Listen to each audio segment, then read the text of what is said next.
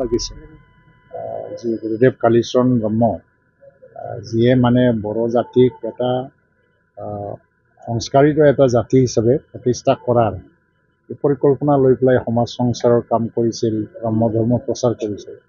তেতিয়া অকল সামাজিক বা অৰ্থনৈতিক দিশতে তেওঁ কাম কৰা নাই, ৰাজনৈতিক দিশতো সেই সচেতনতা আনি 1929 চনত যিটো হেমন্ত কমিশ্যন আহিছিলে, তেতিয়া তেওঁলোকে গৈ পেলাই ডেলিগেশ্যন জনজাতিৰ কাৰণে ছেপাৰেট ইলেক্টৰেট দাবী কৰিছিল।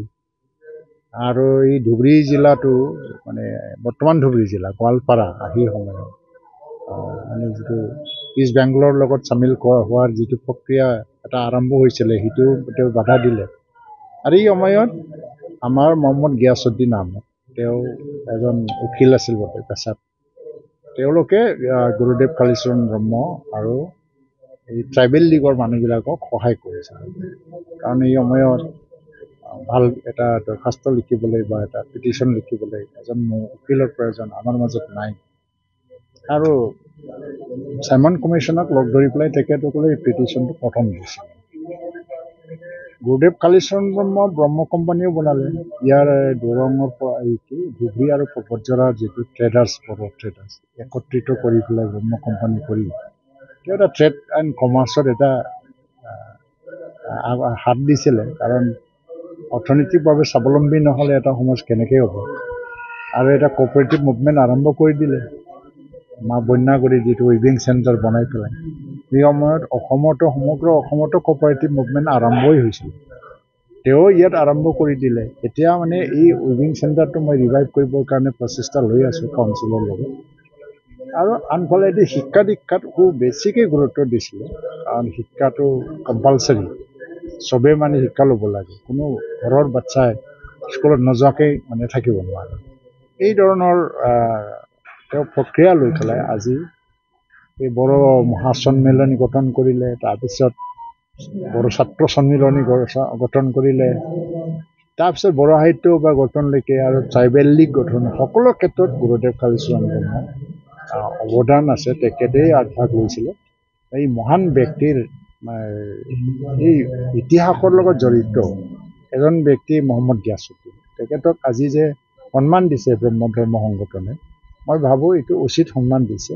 তাৰ কাৰণে তেখেতসকললৈ মই ধন্যবাদ দিছোঁ। দেখা গৈছে যে বড়ো চুক্তিত আচলতে পৰ্বতজৰাত এটা ৰেলৱে ক্ৰছ ফেক্টৰী হোৱাৰ কথা আছিল, কিন্তু যোৱাটো পাৰ্লিয়ামেণ্টত উত্থাপন হৈছে যে এতিয়ালৈকে কেন্দ্ৰীয় চৰকাৰৰ কোনো পদক্ষেপ নাই বা ইয়াত কৰিবৰ কাৰণে। আমাৰ কোকৰাঝাৰৰ এমপিৰ প্ৰশ্ন উত্তৰ তেখেত উত্তৰিছে, আচলতে অৱজ্ঞা কৰা হৈছে নেকি? নাই, এইটো পৰ্যায়ক্ৰমত যাব, এইটো পাইপলাইনত আছে, একো নাই। পাৰ্লিয়ামেণ্টত অফিচিয়েলি ফৰ্মেলি বস্তুটো আহিছেনে নাই, পাৰ্লিয়ামেণ্টৰ উত্তৰ দিছে। যেনিবা যেতিয়ালৈকে মন্ত্ৰীয়ে নিজে মানে ফাইলটো তাৰ টেবুললৈকে নাযায় এপ্ৰুভ কৰিবৰ কাৰণে, সেই সময়লৈকে হৈছে বুলি ক'ব নোৱাৰে। এইটো পাইপলাইনত আছে। এইটো এটা গ্ৰেটাৰ মানে কম্পনেণ্ট বড়ো একৰ্ডত, এইটো হৈ যাব, ইয়াত নোহোৱাৰ কোনো প্ৰশ্নই নাই। আৰু ইয়াৰ মানুহবিলাকেও অলপমান কোঅপাৰেট কৰিব লাগিব। কাৰণ যিটো দেখা গ'ল যে ইয়াত কেইদিনমান ধৰি মাটি বাৰী ইণ্ডাষ্ট্ৰী কিবা লৈ পেলাই অলপমান হুলস্থুল হোৱা, জবৰদস্তিকৈ আমি একো কাম কৰিবই খোজা নাছিলে, কিন্তু এটা ৰাজনৈতিকৰণ হৈ পেলাই এটা হুলস্থুলীয়া পৰিৱেশ দেখা গ'ল। সেইটো যদি হয়, উদ্যোগীকৰণটো এফেক্ট হ'ব বিটিআৰ অঞ্চলত।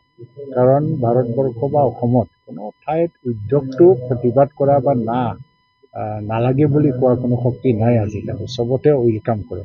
আমিও ৱেলকাম কৰিব জানিব লাগিব। আৰু দেখা গৈছে যে আপোনালোকৰ মিত্ৰ দল বিজেপিৰ সভাপতিগৰাকী কৈছে যে 6 শিডিউল নহ'লে ট্ৰাইবেল বেল্ট যিকোনো এটা হ'ব লাগে, এটা কাটিব লাগে। এই ক্ষেত্ৰত কি ক'ব? আৰু দেখা গৈছে যে মুখ্যমন্ত্ৰীগৰাকীয়ে এটা কথা কৈছে, প্ৰথম শ্ৰেণীৰ নাগৰিক আৰু দ্বিতীয় শ্ৰেণীৰ নাগৰিক। তাৰমানে যেতিয়াই নিৰ্বাচন আহে তেতিয়াই বড়ো অনাবড়োৰ কিটো ফ্লিপটো আহি যায়।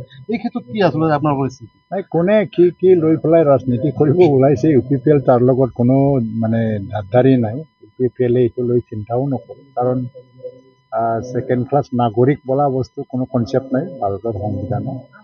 আৰু এটা সময়ত জনজাতিসকলেহে এই কথাটো ক'বলৈ বাধ্য হৈছিল, কাৰণ জনজাতিসকলক অৱজ্ঞা কৰা হৈছিল। আৰু ভাৰতৰ প্ৰতিটো জনজাতি আৰু চিডুল কাষ্ট বা OBC সংগঠনবিলাকে ক'বলৈ বাধ্য হৈছিল যে ভাৰতত আমাক দ্বিতীয় শ্ৰেণীৰ নাগৰিক হিচাপে ব্যৱহাৰ কৰি আছে। কিন্তু এতিয়া জনজাতিসকলৰ কাৰণেও স্বায়ত্তশাসন দিলে, জনজাতিসকলে এইটো কোৱাটো বাদ দিলে।